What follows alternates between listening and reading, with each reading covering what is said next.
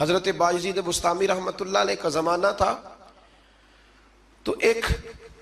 یہودی اور مسلمان کی دوستی تھی، تو اس یہودی نے مسلمان سے کہا کہ یار ہماری بڑی دوستی ہے تو دوستی پکی رہنی چاہیے، تو مسلمان کہنے لگا بالکل پکی رہے گی، میرے دل میں بھی بڑے دنوں سے خواہش تھی کہ دوستی پکی ہو جائے۔ تو کہا کیسے پکی ہو سکتی ہے؟ تو مسلمان کہنے لگا تو کلمہ پڑھ لے دوستی۔ تو وہ یہودی کہنے لگا یار ناراض نہ ہونا، میں نے دو اسلام دیکھے، کون سے والے اسلام کا کلمہ پڑھو؟ اس نے کہا دو اسلام۔ کہنے لگا ایک اسلام تیرا ہے، ایک حضرت باجزید بستامی کا ہے، میں اور تو اکٹھے رہتے ہیں، نماز کا وقت ہوتا ہے تو بھی بیٹھا رہتا ہے میں بھی بیٹھا رہتا ہوں نماز، اور ادھر اگر شراب کی مجلس چلتی ہے تو میں جاتا ہوں تو معاذ اللہ تو بھی چلا جاتا ہے، اگر کوئی فحاشی اور یعنی کا کام ہے میں جاتا ہوں تو بھی چلا جاتا ہے، تو اگر ایک لفظ ہی مجھ سے کہلانا ہے، ایک جملہ ہی کلمے کا، تو میں کہہ دیتا ہوں، لیکن اگر تو مجھے اس اسلام کی دعوت دیتا ہے نا جو حضرت باجزید بستامی کا ہے، حضرت باجزید بستامی کا بھی ایک اسلام ہے، وہ شخص اٹھتا ہے تو پتہ چلتا ہے کہ مصطفیٰ کا غلام ہے، وہ بیٹھتا ہے تو پتہ چلتا ہے یہ کسی کا بنا ہوا ہے، یہ رکتا ہے آتا ہے جاتا ہے تو اس کے وجود سے شعائیں چھلکتی ہیں، محسوس ہوتا ہے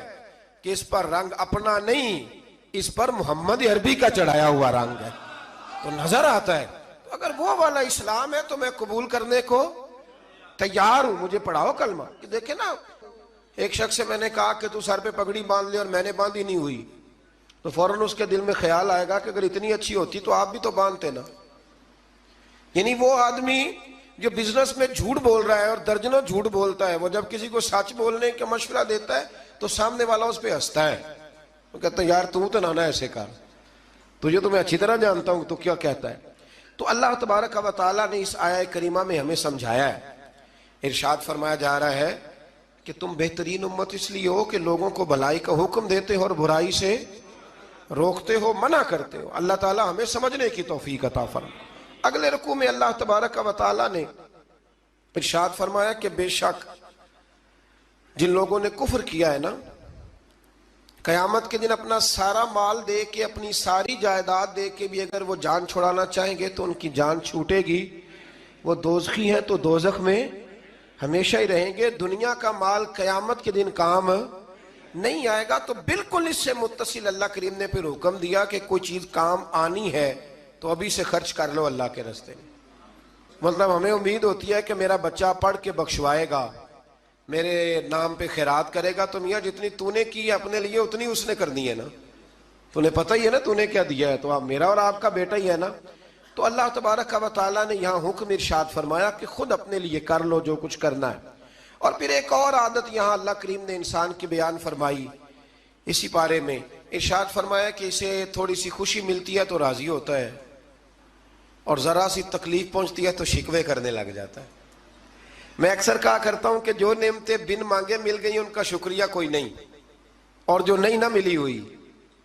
اس کا رونا ہے۔ یعنی ایک شخص کے پاس سارا کچھ ہے،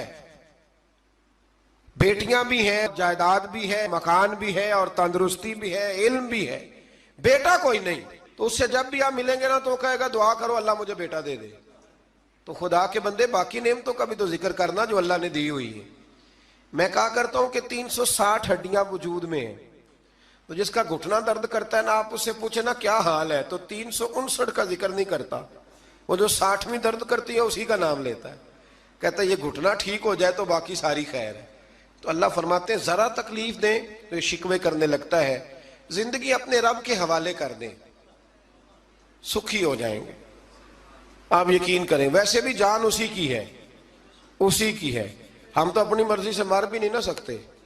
اپنی مرضی سے مرے تو خودکشی حرام ہے، اس کی مرضی سے مرے تو وہ شہادت کا درجہ عطا کر دیتا ہے، وہ کہتے ہیں تم مار ہی نہیں سکتے چونکہ مرے جو میری مرضی سے ہو، لہٰذا اس کے سپرد کر دیں۔ آگے اللہ تبارک و تعالیٰ نے نا جنگ احد میں مسلمانوں کے ساتھ جو معاملہ پیش آیا نا، بظاہر مسلمان تھوڑا سا پیچھے ہٹے، کفر کو وقتی طور پر غلبہ ملا، یہ ذرا تھوڑے تھوڑے مسلمانوں کے حالات خراب ہوتے ہیں تو لوگ پریشان ہو شاید یہ ہمیشہ کے لیے، ایسا نہیں ہے، بلکہ جہاں بھی آپ پیچھے جاتے ہیں نا جو آدمی پیچھے جایا کرتا ہے نا وہ تیز دوڑنے کے لیے جایا کرتا ہے. جب وہ پیچھے جاتا ہے تو اس کا مطلب ہے اب تیز دوڑ کے آئے گا, یہ یاد رکھیں. اور جب آپ سمجھے نا کہ گھٹن زیادہ ہو گئی ہے تو پھر سمجھ لیں اب آندھی بھی تیز ہی آئے گی. یہ اصول ہے. اگر کبھی آزمائش زیادہ آتی ہے تو پھر اللہ آسانی بھی زیادہ عطا فرماتا ہے. تو مسلمانوں کو ذرا کمزوری ہوئی تو پریشان ہو گئے, تو رب کریم نے فرمایا پریشان نہ ہو, وہ وقت نہیں تمہیں یاد والا قد نصرکم اللہ ببدر وانتم اذلہ, جب ہم نے تمہاری بدر میں مدد کی تھی حالانکہ تم کمزور تھے. اب تو تم ہزاروں میں ہو تو 313 تھے, رب نے تمہاری مدد فرمائی تھی. فرمایا احد میں اگر مشکل آ گئی ہے تو پریشان نہ ہو, اللہ اگلے میدانوں میں بھی تمہاری ضرور مدد فرمائے گا.